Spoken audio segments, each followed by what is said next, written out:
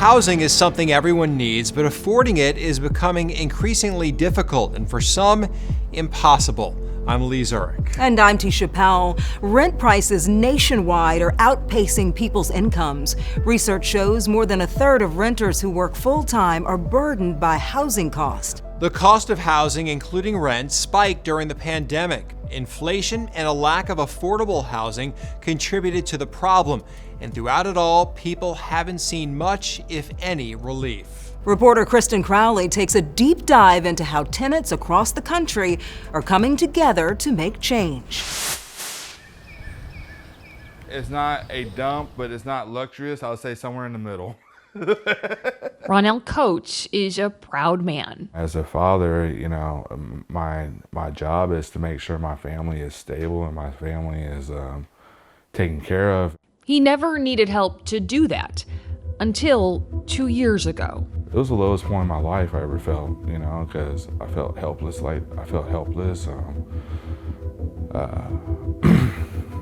Sorry, I felt like I couldn't do anything. Ronell was working 2 jobs. I can't work a 40-hour work week. I need more than that. 60 hours a week, and he was about to be homeless. They filed an eviction on us. For the first time in his life, he couldn't pay the rent. Late fees piled up on top of his roughly $1,100 a month bill. After a few months, he owed thousands of dollars. People are really struggling in order to stay in their housing. Todd Jordan with the United Way of Greater Kansas City says its focus on housing has intensified since the pandemic. He says the area is short 60,000 affordable rental units, and people are getting desperate. We had a record call volume last year, over 170,000 calls, which just blew away all of our previous numbers. And it's people who are saying, I don't know where to go, I've never been in this situation. But the question is, why?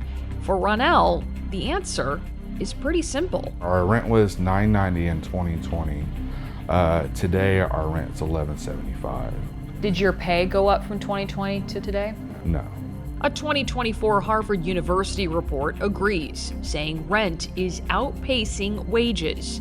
Median rent prices are up 21% since 2001, while in that same time period, renters' incomes are up just 2%.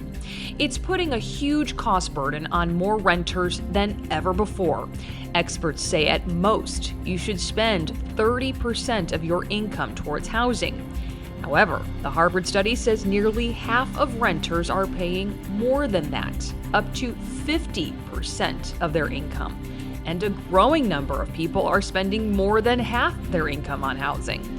And it's not just the poorest Americans, but also the middle class who are suffering. There's actually no county in this country where a person earning minimum wage and working full-time can afford a 2-bedroom apartment. Tara Raghavir is the director of the Tenant Union Federation, a national group that advocates for the rights of renters. She says it's easy to blame the pandemic, inflation, and lack of supply for this issue. But she says the real problem is there are few, if any, guardrails in place for the pricing of most rentals.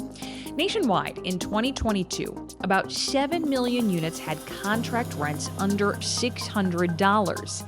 10 years prior, it was more than 9 million. These units aren't disappearing. They're not being demolished. Landlords are hiking the rent. Raghavir says they're advocating for change with the federal government, asking it to require rent regulations if landlords take advantage of government financing and other incentives like city or state tax breaks. And the group is making progress. The White House released a blueprint in January for rental protections across the country. Nothing in it is binding, but it lays out why the focus on giving renters affordable housing needs to intensify. But Raghavir says people also aren't waiting around for the government to make change. They're taking matters into their own hands. The organizing that tenants are doing in unions across the country is undeniable at this point. Tenant unions, all around in the U.S. since the 1920s, are growing in numbers. Knoxville, Tennessee, Lafayette, Indiana, Madison County, Kentucky are just some of the areas where tenant unions have newly formed. A statewide tenants union just launched in North Carolina. A main priority for all of them, safe and affordable housing. The KC Tenants Union, with nearly 10,000 members, is one of the most successful tenant unions in the country and is credited with getting renters more rights. It lobbied City Council to pass an ordinance giving those facing evictions the right to an attorney. Raghavir says that not only saved people thousands of dollars, it kept thousands of people in their homes. It shook me to my very core.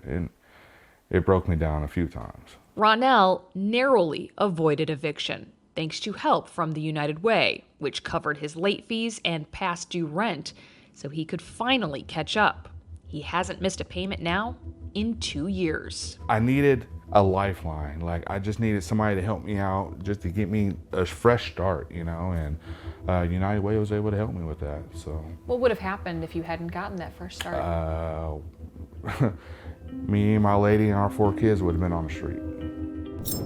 Homeless numbers are also on the rise, which the United Way says is directly tied to rent increases. Todd Jordan says preventing people from losing their homes is far less expensive than interventions once people are out on the streets. If you are struggling to afford housing, you can call United Way's 211 number for help. They can put you in contact with resources.